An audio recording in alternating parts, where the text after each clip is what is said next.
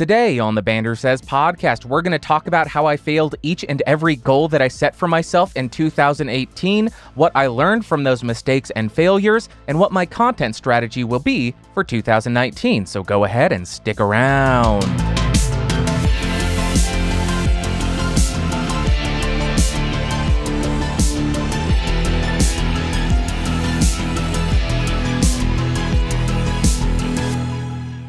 Greetings, Earthlings, and welcome back to episode 150 of the BSP. My name is Bandrew. This is what I says. Like always, down below, there are timestamps of everything that I talk about, so you can skip around and save a couple of minutes. But if you got the time, I would appreciate you if you would listen to the entire dang episode. Now, if you're looking for an audio version or a video version of this podcast, you can find all the different versions of the show at bandrewsays.com. And as I mentioned at the top of the show, this is going to be another more personal episode because it was a slow news week. So let's jump right into it and start talking about what I set my goals for in 2018 and how I did with them. So first, we'll talk about the Podcastage YouTube channel, and I set a goal for myself of reaching 150,000 subscribers, and I intended to expand outside of just reviews, doing more Versus series and more FAQ videos. So first, let's look at the numbers statistics, how we did there. We started with 53,592 subs, and we're ending it with around 86,000 or 87,000 subscribers. So we have a growth of around 32 to 33,000 subs over that 12-month period, which comes to about a 60% growth. Now, I didn't hit the 150% growth rate that I was shooting for, but I am perfectly fine with that because I tried so many different things on the Podcastage channel. I tried a bunch of different series, some random stuff, putting podcasts there, and a bunch of other things on the channel. And not all of it was successful. A lot of it seemed to be very distracting, and it seemed to turn off a lot of Podcastage viewers and subscribers. So with a 60% growth rate and the amount of experimentation I did, I am very, very pleased with that and happy with the outcome there. But going further, in 2017, I released 116 videos. In 2018, I only released 110. Now, even though I didn't release as many videos in 2018, I am perfectly fine with that as well. And the reason is, I still feel like 110 videos in a 12-month period is an insane amount of content, and that's not taking into account the podcast videos. That is only videos that were released on the Podcastage channel. And I also think that the quality of the videos got higher over 2018 with that small decrease in the number of videos released. I got more formulaic. I got a more well-structured review, and I feel like the content that I was making was just ultimately better, and I am very, very happy with how the videos turned out. Now, as far as the content strategy, I wanted to increase the number of Versus series and the education or FAQ videos. In 2017, I had 6 Versus series. In 2018, I had 10. And then as far as the education and FAQ, in 2017, I had 8. In 2018, I had 5 or 6, I think. I don't know if I included the one that I just did on the Podcastage channel this year. So I am happy with this because I did more Versus series, which are always fun. And some of those videos are very well performing for me, even if they are insanely difficult. The ones that I found the most difficult to do were going to be the SM7B versus the RE20. That one sucked to do. I'm pretty sure that was 2018. And then I also did the SM7B versus the Rode NT1, which is also performing fairly well. Very difficult and a little bit of an upset as far as the winner of that one. Now, the education did take a little bit of a dip. I didn't get as many FAQ videos as I wanted to. And the issue here, at least the justification that I am going to give you, is that I have this mental block about doing more of those because I do feel like a very small number of my subscribers are going to be interested in them. And sometimes I don't think that those will be very good performing. I think that they lack a little bit of searchability. The SEO is not as strong for some of the education stuff. So I have had that mental block that I have to overcome in 2019. Now, with all of that being said, I do want to address the experimentation and all the different stuff that I did on the Podcastage channel, because it is, if I do say so myself, pretty crazy how much stuff I tried to do. For instance, I started the year with making a metal song with Bias Amp. Then I did a studio tour, which isn't very experimental, but it was still fun. Then I did playing PUBG. Fat Idiot Sucks at PUBG or something. And to be honest, this was just such an ill-conceived notion and an ill-conceived idea. It was fun, but just an all-around very bad idea. It had no value for my subscribers. It only appealed to people who liked my channel, but also liked gaming, and it was just confusing. Why is there a gaming video on this microphone review channel? It made no sense. I also launched the creator case study on the Podcastage channel. Since then, it has migrated to its own standalone channel and transformed into a podcast as well. So that was some really fun experimentation. I also started to dive into plugin reviews. Now, I only did the Acusonus set as well as Bias Amp, but those were very different. It's a completely different review format, and I had a lot of fun diving into that I guess, black hole that is plugins. There are so many out there, and there's so much to say about them, and I do think that I should do more. The next thing, this one was a video that I had planned on making for 6, 7, maybe 10 months. It was the Halloween-themed video for the Electro Voice RE16, which was used in one of my favorite horror films, John Carpenter's The Fog from the 70s. Not the 1990s or the 2006 one, whatever it is. Not that one. The original one. And I can't remember the main character's name, but she uses an RE16 in that movie. And I made the entire thing themed around The Fog, which was a lot of fun. I wrote music for the introduction. I dressed up like the main character, which is a woman. Just a really fun video for me to make, and I was so excited to do that. I hired Rhett Hall from, I can't remember what his company is, to do the thumbnail, and it turned out really well. Not a very popular video, but I wasn't expecting it to be, but I had a lot of fun with it. The most ambitious undertaking that I did this year as far as experimentation, in my opinion, was the whole findtherightmic.com. That was a video I did, what's the best microphone, how to find the best microphone. I came up with this flow chart to help people arrive at the style of microphone that they should get based on their use case, their environment, what is going to be going on in the background, what they prefer. And then I went ahead and included a bunch of recommendations for different microphones and interfaces and accessories, and I recorded audio samples for every single microphone that I recommended. So that was a huge undertaking that took, I think, 3 to 4 weeks to complete. It was not an easy task, but I am very happy with the outcome. And I just received a comment the other day saying, "Oh my God, you put so much work into this website. Thank you so much." And the fact that I am able to help 1 or 2 or 20 or 50 people is totally worth it, in my opinion. Is it the most lucrative thing to do? Is it the smartest business move to spend 40 hours on a website that not many people visit? No, but I don't care. If it helps a couple of people, I am happy with it. And then the last thing was the 2018 Audio Gear Gift Guide. This one was so much fun to do. Again, it took a lot of time and a lot of work coming up with a format, coming up with a website, doing all of that. But again, if it helps people find the right gear and save some money so they don't have to buy 50 different microphones to try out, or it helps them find that one tool that they didn't know existed, then I am 100% happy with how that went. Now let's talk about Twitter. So I had a goal for myself of 3,000 followers on my personal account as well as the Podcastage account.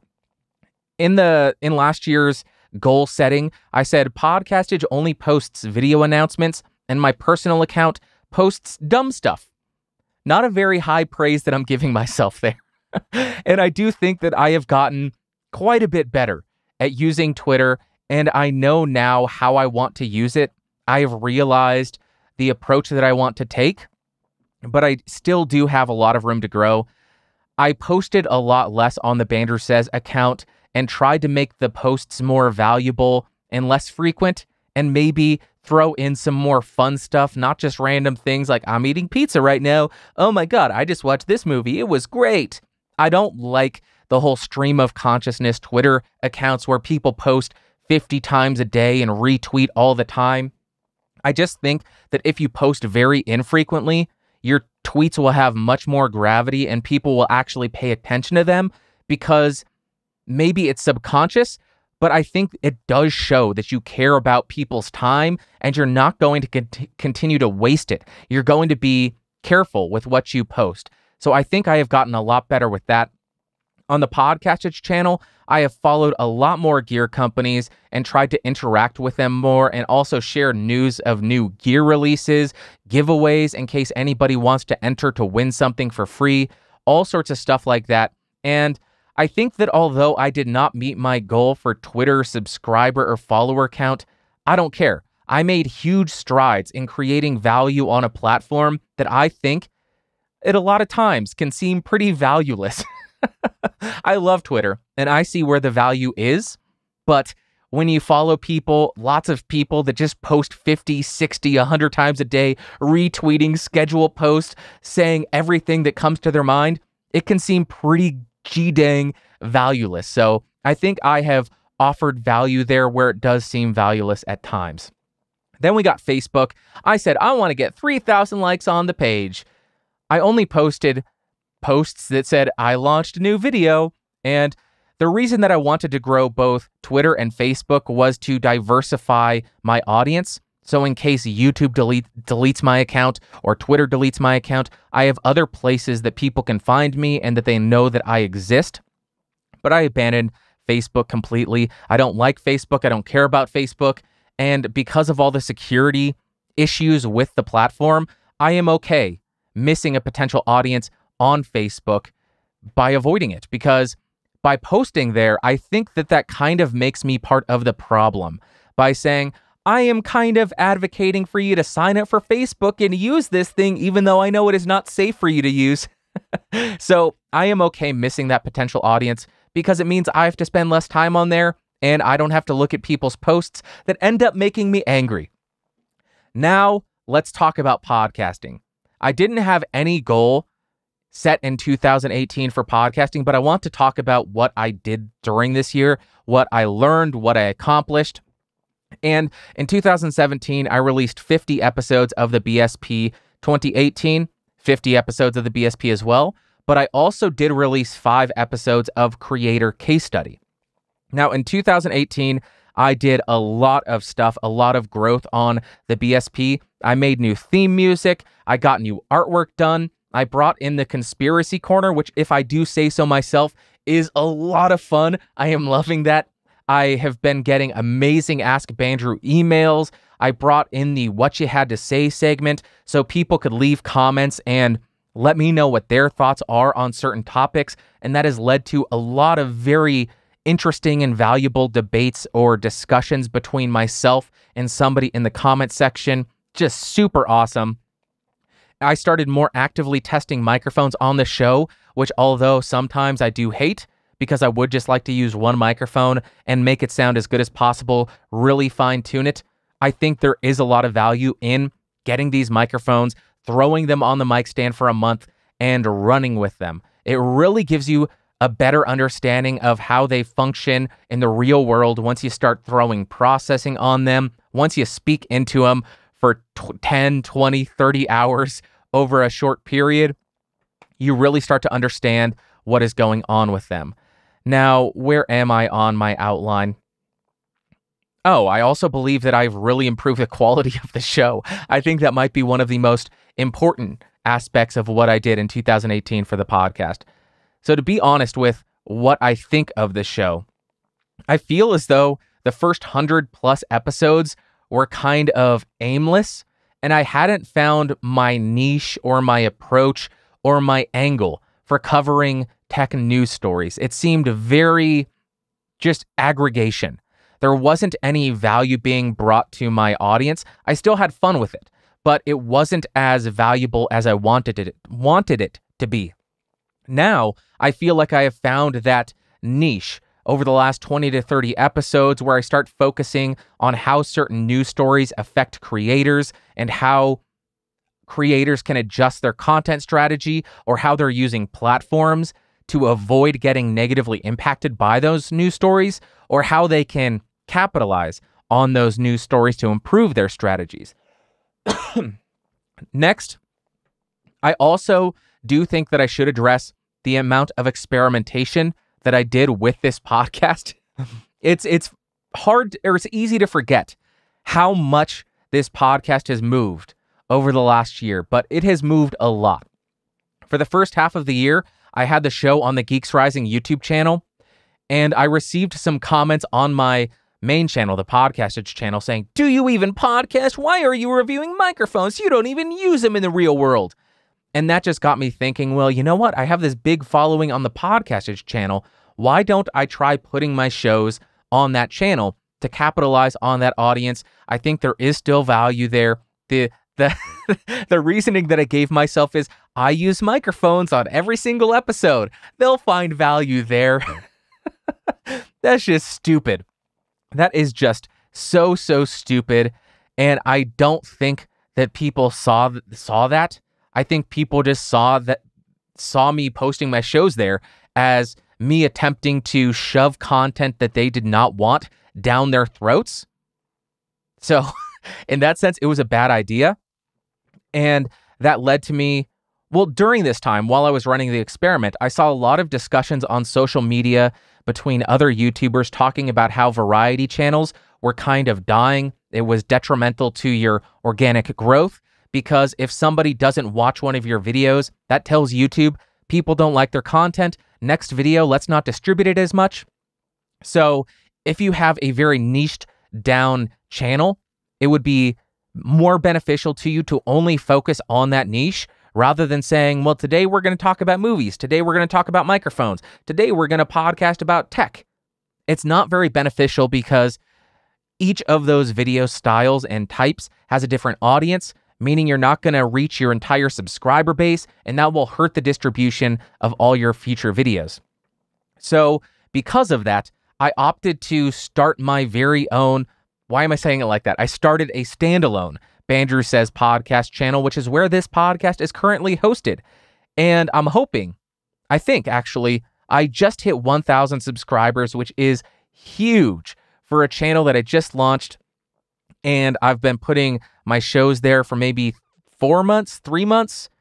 And the thing that I did different on this channel is I do take out certain clips from the show and start posting them so they are more searchable. The SEO is better because people are much more likely to watch a 5-minute video about multi-channel networks than they are to watch a 45-minute podcast talking about multi-channel networks, as well as how my day's been going, what you had to say. They don't care about all that other stuff, all the filler content to them. They only care about that one topic area. So by clipping certain sections or segments from each show, it makes it more shareable and more consumable in the YouTube ecosystem.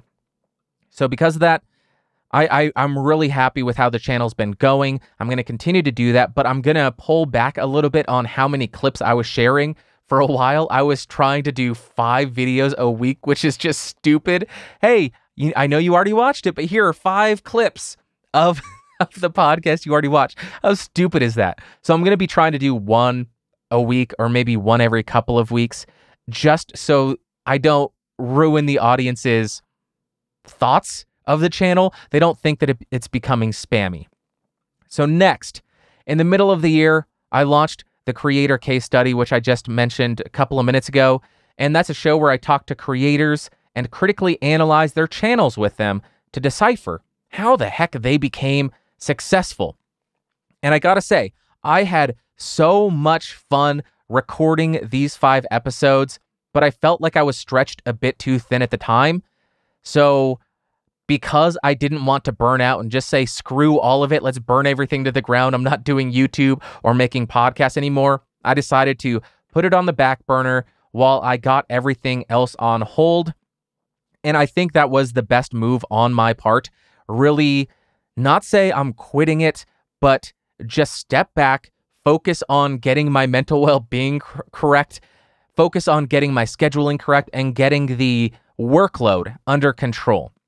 And I think that was the best thing for me at the time. So all in all, in terms of podcasting, it has been a somewhat turbulent, tumultuous time. And I was trying to find my footing, trying to find my voice, trying out a bunch of different experiments.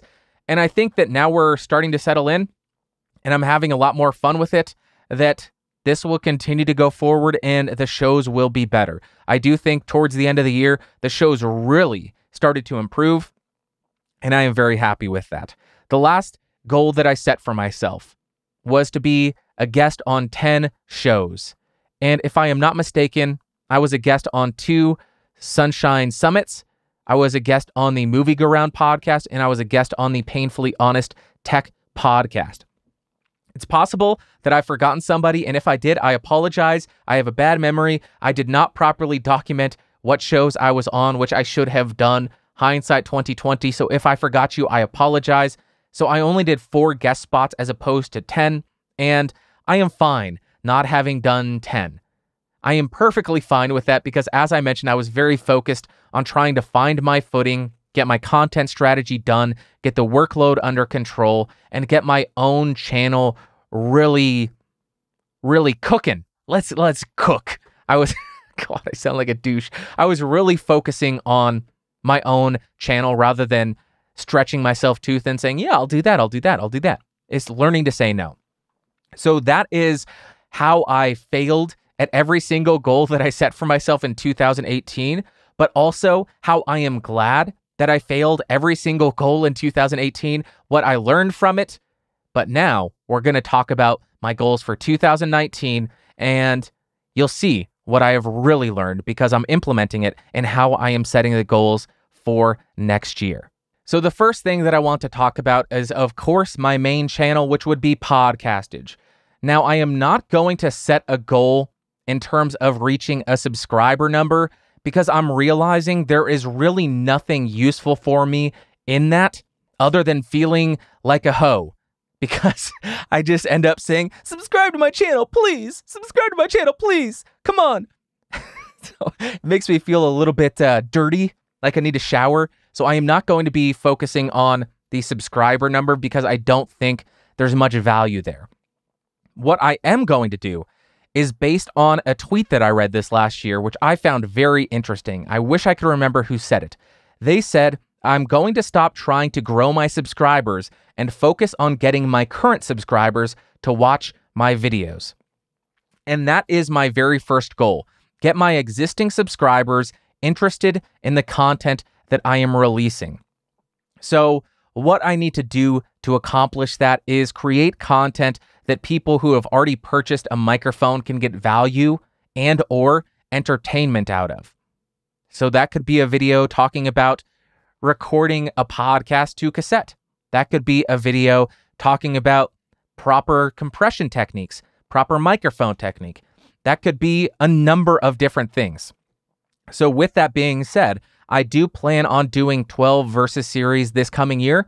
That just means 1 per month. That is absolutely doable, and I need to reach out to the community, everybody who watches, and ask them what microphones they want to see compared the most, because that will be where people get the most value out of it. And that is entertaining and informative to somebody who already owns a microphone. So I think that's a good thing to do. Next, I want to do 4 high-quality education videos. Not just a simple FAQ video, but a really well-produced, really well-researched, comprehensive video on a specific topic, whether it be how to properly use a shotgun microphone, different shotgun microphone techniques, dynamic versus condensers, but busting certain myths, busting audio myths. I can be an audio myth buster. I'm going to do that. Then I have 2 audio entertainment videos that could be like the whole recording a podcast to cassette thing. I think that could be an interesting and very entertaining video. And then I have 1 new series. I have no idea what it would be, but there are some ideas that I have had for content that I want to make over the last couple of years, but they just take a lot of time and a lot of money and a lot of preparation work. And I have not had the time to do that, so I have not done them. Maybe in 2019, hopefully, I'm able to launch at least one of those ideas. Something that I want to point out here. You can tell that I am being very conservative with my goals, the number of pieces of content that I want to create. That is because I don't want to overexert myself. I think that whole 10x method, as beneficial as it might be to shoot for 170 million subscribers, I don't care about that. I want to focus more on the quality of the content this coming year rather than the quantity of that content. On that note, the second goal that I have for the Podcastage channel is I only want to make 100 videos this year, which is a number that I'm making up arbitrarily, and I'm kind of stealing that from MKBHD as well. The reason is I don't feel like I need to do 110 videos. 100 is plenty. In a 52-week cycle, that means I can miss 4 videos if I release 2 videos a week. 4 videos, that's not that much. But it will allow me to spend more time on certain reviews, certain content ideas, these education videos, these entertainment videos. It will allow me some leeway, some forgiveness to spend more time on them and really do a deep dive and provide higher quality and more value to people watching it. So with four days off, I guess, that's fine. And it will also keep me from burning out. Maybe I will be able to take a vacation this coming year. Maybe. Who knows? I doubt it. And the third one that I want is I want to spend more time on Podcastage 2. The thing that I want to do there is use Podcastage 2 for microphone and audio accessories. This is something that I have been thinking about for a really long time.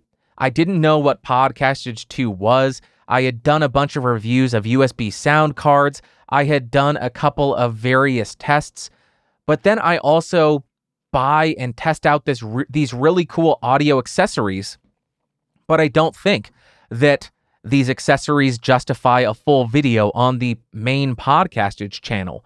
So because of that, I've just let them sit there and I have not done anything with them. On the Podcastage 2 channel, I could go ahead and make a bunch of very short videos talking about a microphone mute button or a new pop filter or a shock mount, a USB sound card, or maybe an XLR to 3.5 millimeter adapter.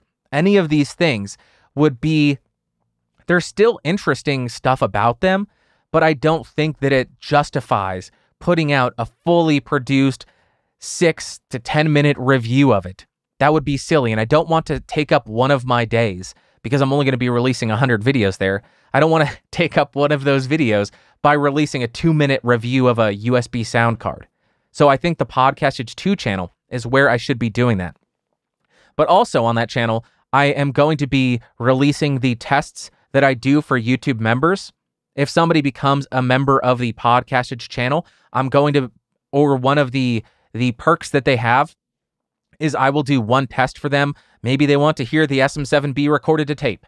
I will go ahead and record that, upload it to the Podcastage 2 channel, and they really dictate what is happening in that video because that's what they want to hear. Maybe they're looking to buy something. That's where the value is there for them. But outside of those types of videos, I want to do 12 videos on the Podcastage 2 channel, so that's 1 per month. Now, you might be noticing there's a bunch of small numbers here, but when you put them all together, there's a lot of stuff that I have to do.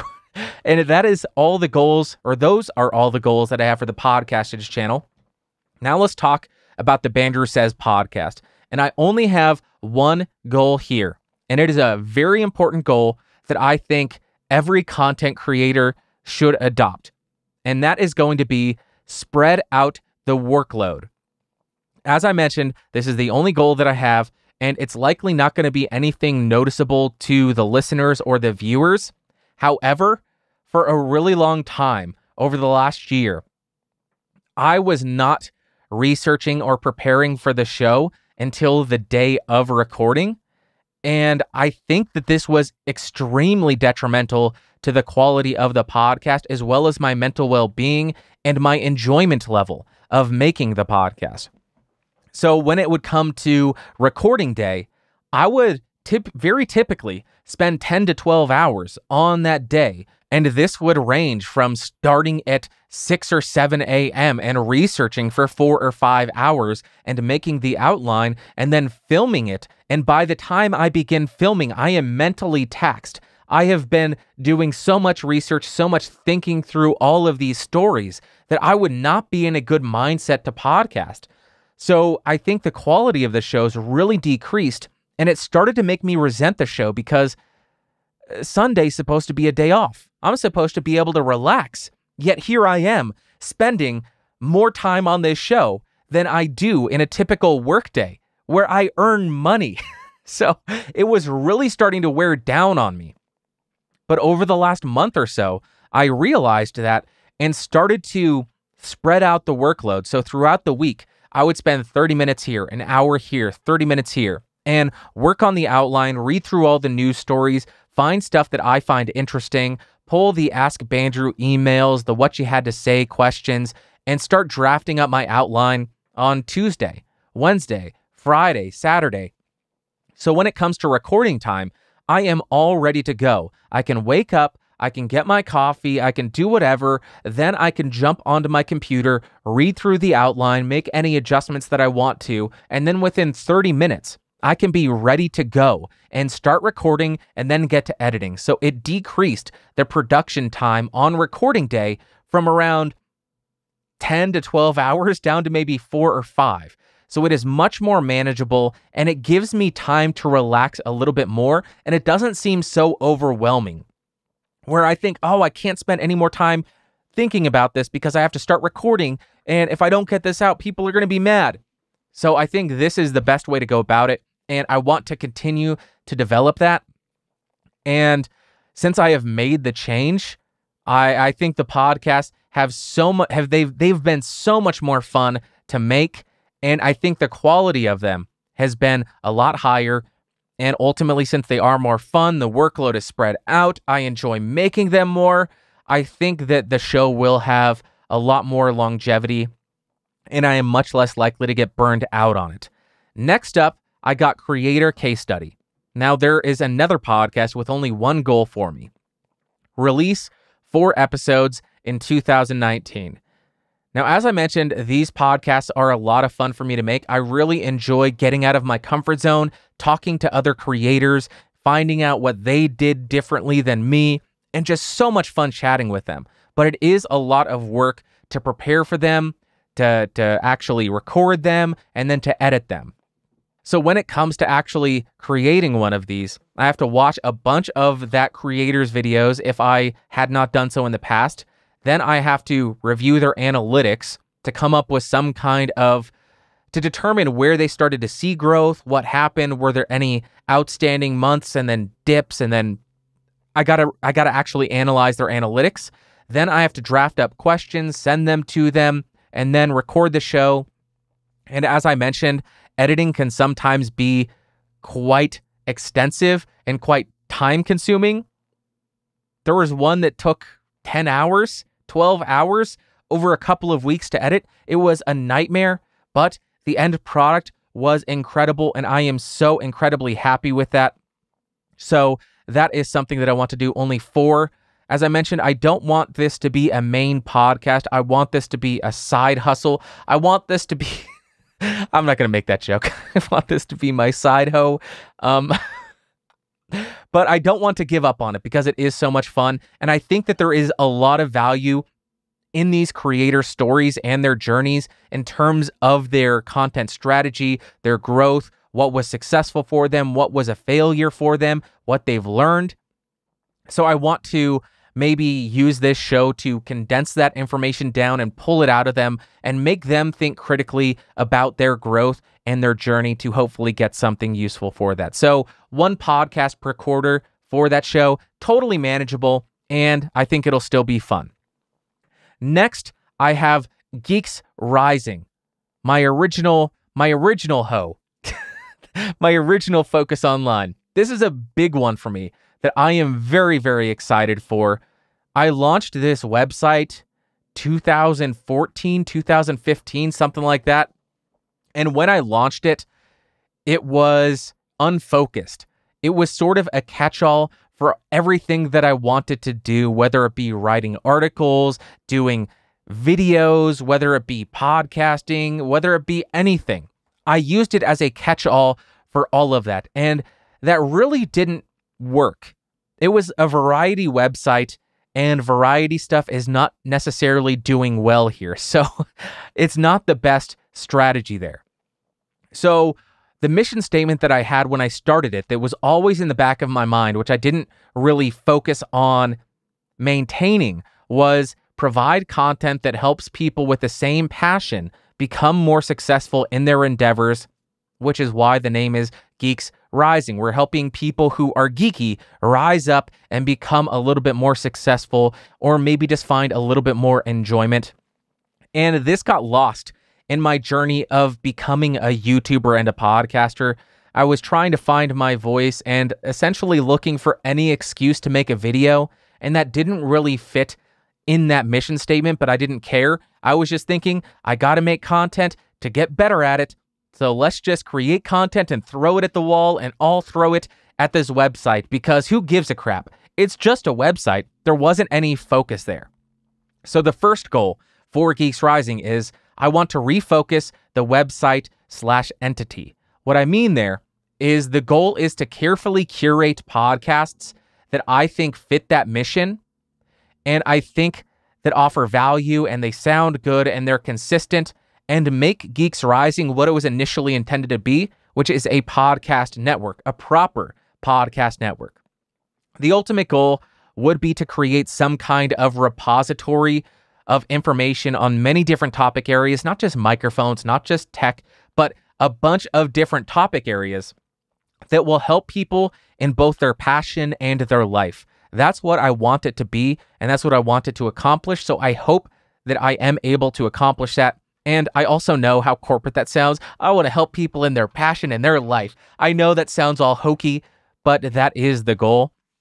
The second goal, which is derivative of that, would be bring on a total of 3 podcasts other than my show and Logan's show, because Logan just released the end of the Paper Robots and he's launching 2 new shows. So excluding mine and excluding his, I want to bring on 3 external shows to the network. And the reason I am only selecting 3 is I am trying not to overexert myself. And I think that finding 3 shows that fit that mission, that sound great, that are consistent, will be a difficult enough task. It will be a difficult enough task. But I also want to ensure that as I bring on new people and new podcasts, that I'm not overwhelmed, and that I still have the ability to keep an open dialogue with the hosts or the producers or anything, and find out what I personally can do to help them with their shows. And also, because I'm being so selective and only doing 3, I'm not going to have open applications or anything. I'm just going to slowly throw out invitations to people whose shows I really enjoy and think fit that and can offer value to an audience, and that would add value to the podcast network as a whole. I don't want to compete with other podcast networks. This is just me trying to provide an easy place for people to find value and find somebody who's talking about something they're passionate about. So there it is. That's my goal for Geeks Rising. And then I have websites. I have a lot of goals. First and only, write for articles on bandrewscott.com. So if you are unaware, I launched bandrewscott.com this last year. Let me check that. Okay, I think we're still good. I launched bandrewscott.com, and that's where I host the Find the Right Mic information and the audio gear gift guide. But I would like to spend a little bit more time improving my writing skills this year. Maybe this will be something like taking a video I've already made, for instance, the How to Start a Podcast video, and turn that into an article that is searchable and will likely end up higher in Google search results. But it would also force me to focus more on structuring articles well, not wasting time, not being too verbose. And I think that would be a good idea. And also, I could just do random audio-related stuff. If I don't feel like it justifies a video, maybe it's something somebody else will find interesting, and I could throw it there. Now, the reason that I do want to focus on writing stuff for my own website, my own URL, is because, as I mentioned, it's dangerous hosting all of your content on other platforms because it is very easy for those platforms to deplatform you. They can delete you tomorrow. So if you don't have a hub for your own content and one of those platforms or all of them decide to destroy you or remove you, then people will have nowhere to find you. So if I start to grow the content and the quality of writing on my own website and the information that's available there, I think it may start to develop some kind of recurring viewer, and that would be good in case YouTube disappears or Twitter disappears or Facebook disappears or anything. So I want to start building out the content on that site as a landing page for some written articles and audio-related gear and stuff like that. And then the last segment that we have is personal goals. First, record 300 audio entries. So in a prior podcast, which I had clipped previously, I mentioned that I was going to be recording an audio clip every single day and putting it on an MP3 player, listening back, and I was doing that to improve my speaking ability, have more opportunity to test out microphones, and a bunch of reasons which I thought were very fun and very good. Well, as you would expect, with pretty much everything everybody ever does, I got distracted, and after maybe 75 entries, I missed a couple of weeks. I just started doing them again. But this year, I want to commit to do 300 audio entries. That is a lot, but I think that is still beneficial. And I think it serves no other purpose besides allowing me more opportunities to get more comfortable on a microphone, but also improve my ability to convey my ideas without stumbling over my words. And I think that's important as a podcaster. I don't think enough people practice. I think people just jump on a microphone and say, "Oh my God." So practice. That's my goal. 300 audio entries, 300 days of recording every single day. That doesn't make sense because there's 365 days in a year. So it wouldn't be recording every single day. See, if I had practiced more, I wouldn't be going on this tangent. And the last goal that I have, schedule better. As I'm sure you've noticed, there is a lot of stuff on this list that I want to do, a lot of stuff that will take plenty of preparation, and I am not going to be able to accomplish any of these goals or many of these goals if I approach them haphazardly. So I need to actually schedule stuff on a calendar and set deadlines saying by this date I have to have a guest booked, by this date I have to have their questions sent off to them, by this date I have to have the episode recorded, by this date edited, by this date scheduled, and create production schedules for all of the things that I have to do or what I am planning on doing. And there it is. Those are my goals for 2019. When I was making these, I was thinking, oh, I'm only going to have 5 goals. This will be a very short little segment on the show. But as I made the list, it just kept expanding on each of them. And there's a lot that I want to accomplish. So that is why this is the entire episode is nothing more than me talking about my goals. So there you have it. I hope that you have your own goals or your own content creation strategy. And I hope maybe this will help you come up with some strategies or goals or whatever for yourself in 2019. And I will end this by saying I would love to hear from you. I would love to hear from you. What are your goals in 2019? You could send them to askbandrew@gmail.com, or if you're watching on YouTube, you can go ahead and leave it in a comment down below. I'm not having the What You Had to Say segment this week, not having the Ask Bandrew segment. This is just a complete New Year's ending, launch the next year good kind of episode. I did a very interesting thing today for the show, but you'll have to wait and see. That'll be one of the entertainment videos that come out on the Podcastage channel. See, I'm already on par. I'm already working on the content. That is going to do it. Thank you guys so much for watching. Thank you so much for listening. And I will see you all next week. Bye.